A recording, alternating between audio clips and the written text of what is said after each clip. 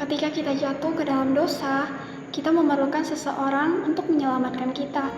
Puji Tuhan, dalam 2 Timotius 1 ayat 9 mengatakan, Dialah yang menyelamatkan kita dan memanggil kita dengan panggilan kudus, bukan berdasarkan perbuatan kita, melainkan berdasarkan maksud dan anugerahnya sendiri yang telah dikaruniakan kepada kita dalam Kristus Yesus sebelum permulaan zaman. Puji Tuhan, Kristus adalah keselamatan kita. Shalom sahabat Kefas. Pada pagi hari ini saya sangat diberkati dengan firman Tuhan. Saya sadar bahwa dahulu saya orang berdosa, sangat jauh dari Tuhan, dan tidak memprioritaskan Tuhan dalam kehidupan saya. Sehingga apa yang saya lakukan, semau saya, sewenang-wenang saya percaya bahwa dengan kelakuan saya, dengan tindakan saya, Tuhan tidak senang dengan kehidupan saya. Ketika saya membaca firman Tuhan yang terambil dari Kolose pasal 1 ayat 12 mengatakan, juga kamu yang dahulu hidup jauh dari Allah dan yang manusianya dalam hati dan pikiran seperti yang nyata dari perbuatanmu yang jahat. Artinya bahwa dalam firman Tuhan ini membuat kita sadar di mana Tuhan mengatakan kepada kita atau kepada saya, kita dahulu jauh dari dosa. Kita lebih mementingkan keinginan daging kita lebih mementingkan pikiran kita yang jahat sehingga kita menjauh dari Tuhan. Dan dengan firman Tuhan ini membuat kita sadar bahwa apapun yang kita lakukan, mungkin kita orang berdosa dulu, mungkin kita apa yang kita lakukan tidak sesuai dengan apa yang Tuhan inginkan. Dan saya percaya bahwa ada sosok seseorang yang dapat menebus dosa-dosa kita, yaitu Tuhan Yesus Kristus yang dapat menyelamatkan kita. Dan oleh karena itu saya percaya bahwa Tuhan sudah menebus dosa-dosa saya karena saya telah bertobat, telah berbalik kepada Tuhan. Karena firman Tuhan mengatakan bahwa firman Tuhan dapat menegur, dapat memperbaiki kesalahan kita. Nah, oleh karena itu mari kita bertobat, mari kita hendak dekat lagi kepada Tuhan. Terima kasih, Tuhan Yesus memberkati.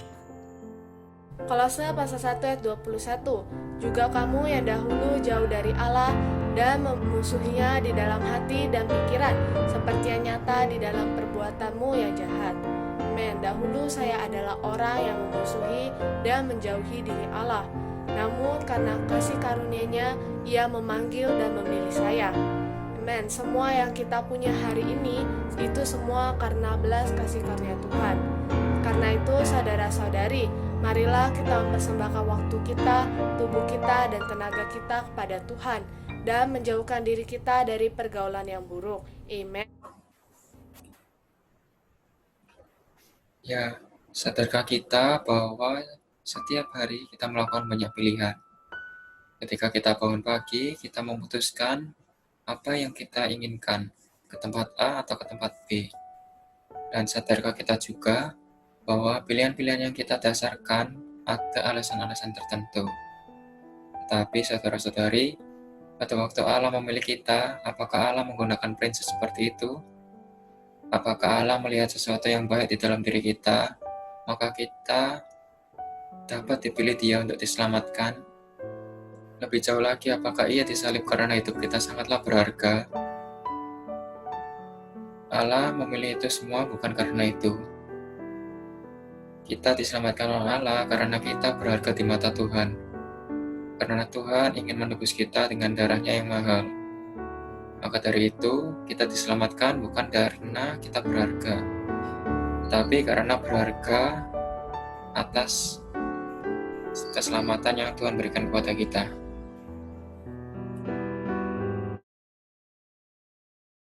Kolose pasal 1 ayat 21.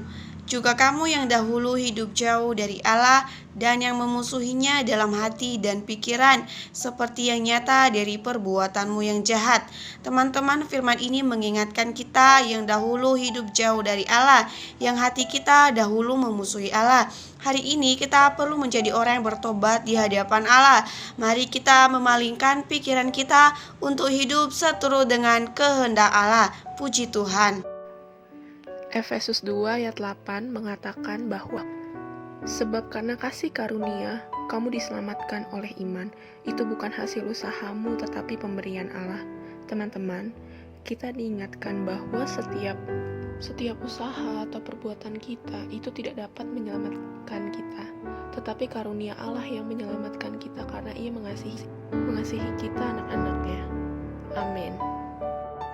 Roma pasal 5 ayat 6 mengatakan, karena waktu kita masih lemah, Kristus telah mati untuk kita orang-orang durhaka pada waktu yang ditentukan oleh Allah.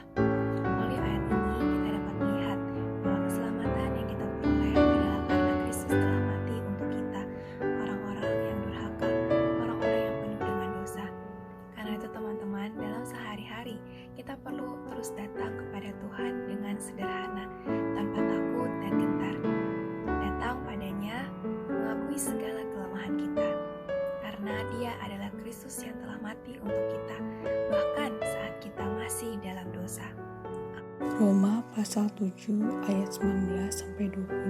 Sebab bukan apa yang aku kehendaki yaitu yang baik yang aku perbuat, melainkan apa yang tidak aku kehendaki yaitu yang jahat yang aku perbuat.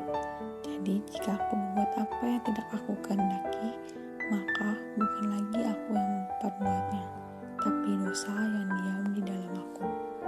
Dari ayat ini saya kembali tersadari bahwa kita sebagai manusia pasti ingin berbuat baik, namun dalam kenyataannya malah kita sering melakukan hal yang jahat.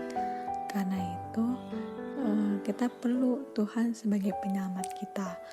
Karena itu setiap kali kita berbuat dosa, kita perlu terus berpaling kepada Tuhan, meminta pengampunan Tuhan. Puji Tuhan, amin. Efesus pasal 2 ayat 1. Karena kamu dahulu sudah mati karena pelanggaran-pelanggaran dan dosa-dosamu. Teman-teman, kita perlu tahu bahwa sebelum kita diselamatkan, roh kita dalam keadaan yang mati.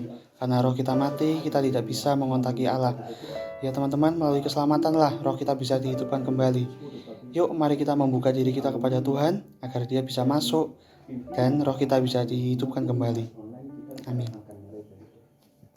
Roma 8 ayat 6. Karena keinginan daging adalah maut, dan keinginan roh adalah hidup dan damai sejahtera. Puji Tuhan, melalui ayat ini kita kembali diingatkan bahwa seringkali kita lebih menginginkan kepentingan-kepentingan dunia, namun tanpa disadari kita mengantarkan diri kita kepada maut. Hal ini kiranya makin menguatkan kita untuk senantiasa tinggal di dalam roh, agar kita boleh berkontak dengan Tuhan dan mendapatkan kehidupan yang kekal. Amin. Mazmur 100 ayat 2 berbunyi, beribadahlah kepada Tuhan dengan sukacita dan datanglah ke hadapannya dengan sorak-sorai. Saudara-saudari, itu tidak cukup saudara-saudari. Marilah kita menceritakan juga kemuliaannya di antara bangsa-bangsa dan perbuatan-perbuatannya yang ajaib di antara segala suku bangsa. Bahwa terang sudah terbit bagi orang-orang benar dan sukacita bagi orang-orang yang tulus hati. Amin.